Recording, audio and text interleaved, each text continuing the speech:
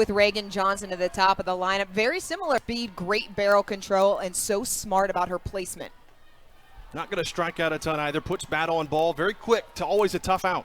That's the reason why you're seeing Reagan Johnson and Reagan Kramer going 1-2. Now, Deifel can use Reagan Kramer in a bunch of different positions, but Reagan Kramer and Johnson, they all Maddie Young, who was the ASUN Defensive Player of the year before. That, yeah. But look at how quickly Griffin is on top of this ball. You almost never see Reagan Johnson thrown out by a good 3 steps to first base. But Griffin, she's a lot like Hannah Gamble. When she played at Arkansas, she's always aggressive, moving forward, and that's the key to getting out players with lots of speed. Both those players are also high-energy players, a good personality to have on your team.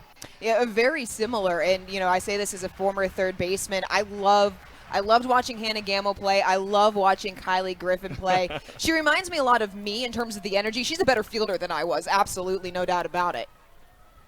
We can feel the energy up here in the booth, too, Dorn. You're always fun to call with.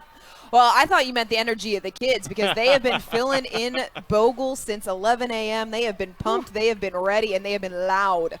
Since we've got here, yeah. That's right. Loud is certainly a good word. Hitters count is a high strike to Reagan Kramer. And Reagan Kramer started the year 7-8 hole throughout, but that Ole Miss series, Coach Deifel bumped her up into the lineup, and she's been hitting great really all year long.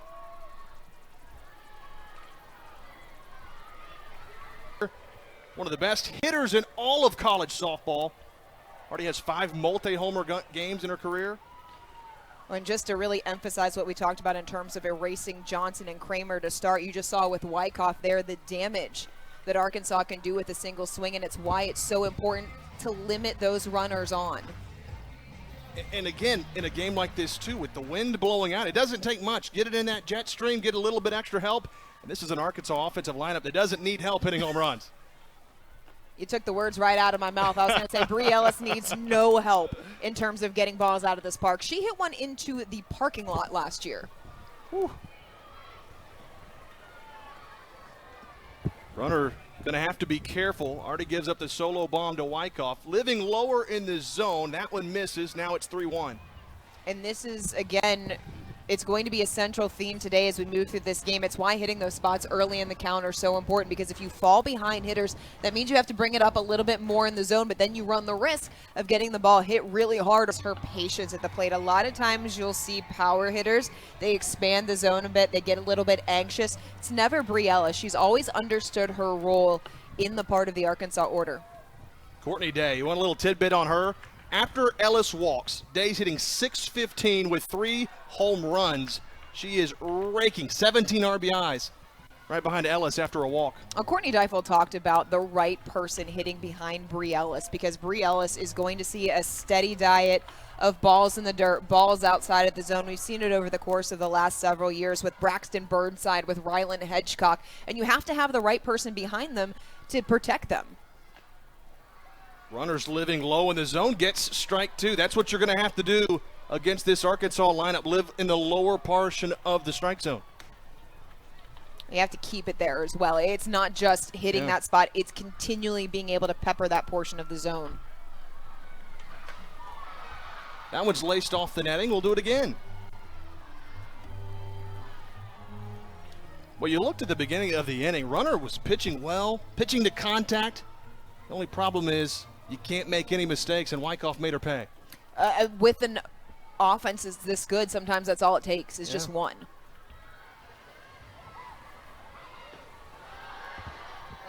Good take right there from Courtney Day. Runner tried to go long. I like that approach from Runner. Again, living below the zone, tried to get her to chase. Yeah, I like that decision by Runner, too, trying to bury that drop ball in the dirt. That's just good patience and awareness from Courtney Day. That time climbs the ladder, gets away. That's not really Runner's pitch. That's definitely a chase pitch. That pitch might work with an undisciplined hitter or in the Atlantic Sun, but Central, or rather Arkansas, they pride themselves on their recognition out of the hand. They don't swing at balls very often.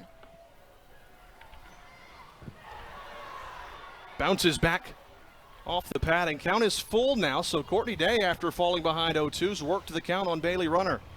Yeah, and for Bailey Runner, the last 3 pitches, right? So you bury one in the dirt, okay, fine. Then you climb the ladder. You have to re-get to that strike zone because when you get to this situation, this is precarious for Runner. Payoff pitch goes change up. That one's landing into the seats.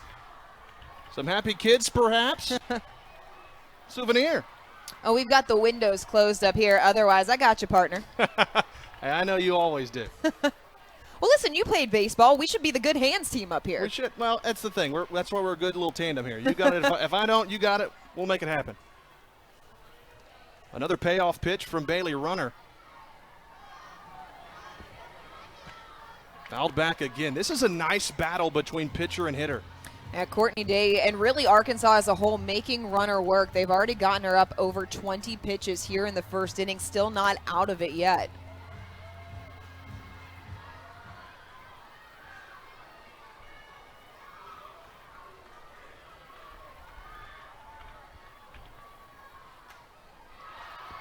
Another payoff pitch fouled off once again.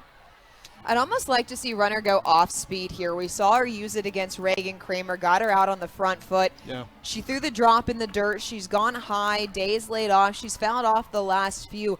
I'd like to see her really try to pull the strings and change velocity. Trying to add to the, and it showed with the success that they have. Ended up losing in the Tuscaloosa Regional to Middle Tennessee State twice.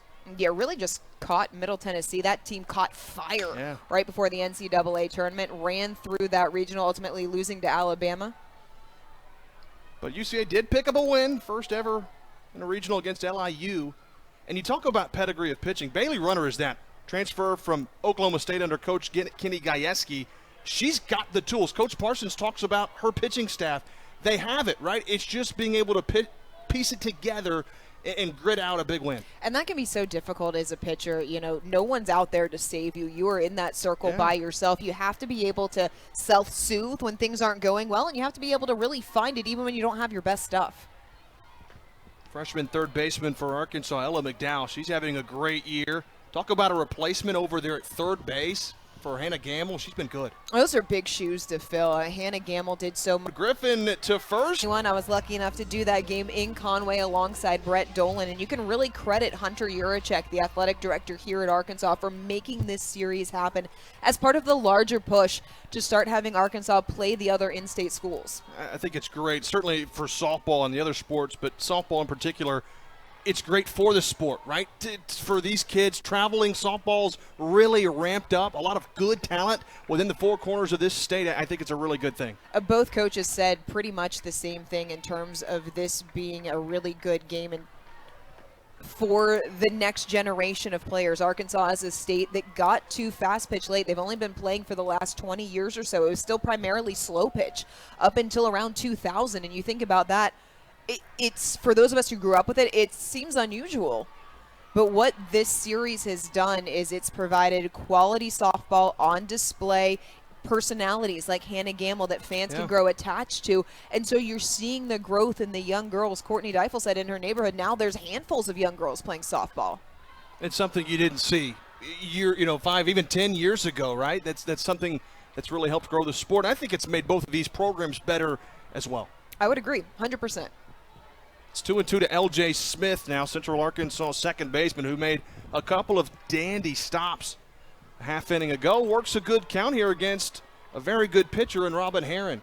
This is a good at-bat here by L.J. Smith to lead off the third inning. Central Arkansas got the leadoff runner in the first, and Kylie Griffin. Out of that's out number one. 3 consecutive strikeouts for Robin Herron. She has been pumping it in the strike zone today. She's been going after it early. Watch this pitch. Look at the placement of it. That's some great late breaking movement. That's what you get with a lefty. It's going to break a little bit differently. Lefty on lefty matchups are always a little bit different. You got to think that's part of the reason Coach Deifel went with Herron being lefty, heavy lefty lineup.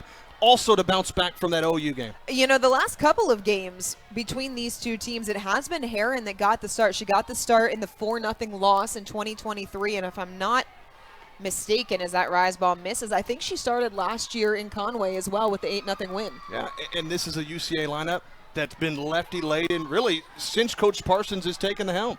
Before that, again, Yeah, Dave sure. Hewitt, when she was an assistant, this has always been recruit speed, lots of left-handed batters. She said the only one that's typically not is her catcher. That's Autumn Vessier in the box right now.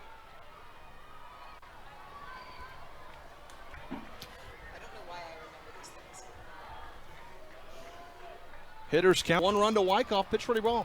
Pitched herself out of a jam there in the bottom of the first inning. Could have gotten a lot worse. She walked Ellis, ended up getting Day on the fly out to left field. But you're right, with the exception of the one pitch to Wyckoff, she's handled it fairly well. She's limited it to just a single walk as well. And that's the name of the game, right? Filling up the strike zone, attacking hitters. Walks will kill you as a pitching staff. That one gets away from runner, and so Reagan Johnson will have a hitter's count. That is really the difference, right, between Robin Herron, though, and Bailey Runner. Robin Herron, as we've seen so far in this game, has the ability to be high-volume strikeout. Bailey Runner, not going to be a high-volume strikeout pitcher. She came in with 33 strikeouts to 33 walks. She has to put it around the plate and allow her defense to play behind her. Off-speed pitch.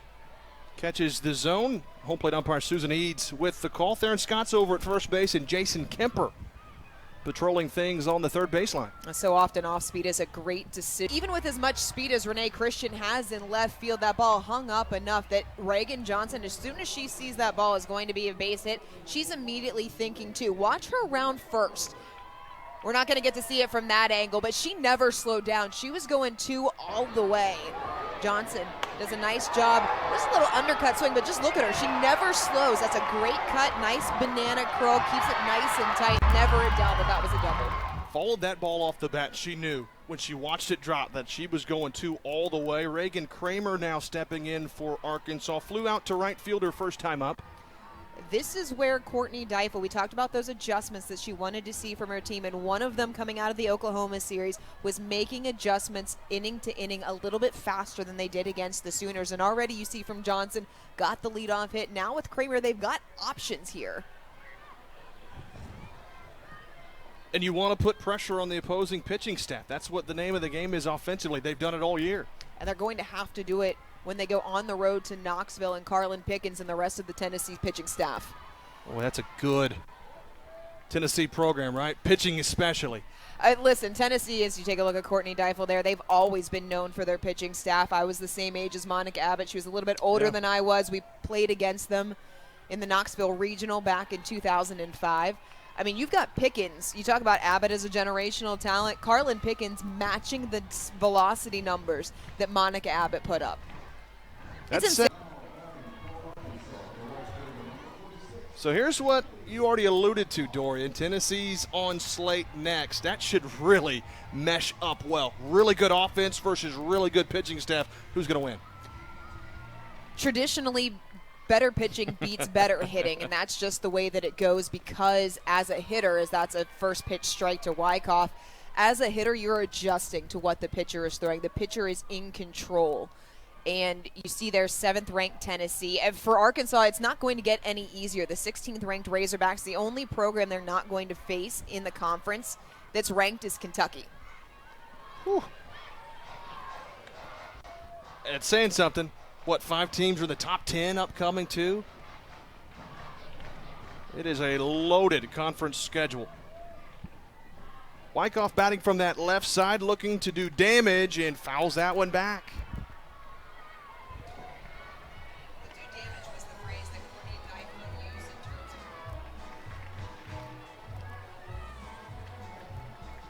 Do damage was the phrase that Courtney Deifel used in terms of her hitters. When they're taking swings, she wants them to be purposeful and intentional. When Wyckoff hit her home run, it was blowing out.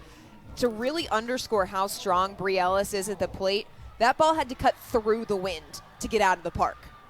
Yeah, that's some strength. And again, you already alluded to balls down and away. You go pull side, kind of hit it off near the end of the bat, so to speak, and drilled that, muscled it over the left field wall. I thought for a second Christian had a chance on it, but it just snuck over. It's very unusual that you see a Bri Ellis home run only barely clear the wall here Right. in Bogle. Usually it's 20, 40 feet out. Well, she is just a dangerous hitter, right? I will tell you, the longest ball I've ever seen hit for a home run was Danielle Gibson put it past the fence onto the road. Whew. I think that was against Northwestern State back in 2021. She's on the coaching Back staff on now. staff, that's right. Spent a year at Georgia before returning home. There she is, Danielle Wharton now. Yep.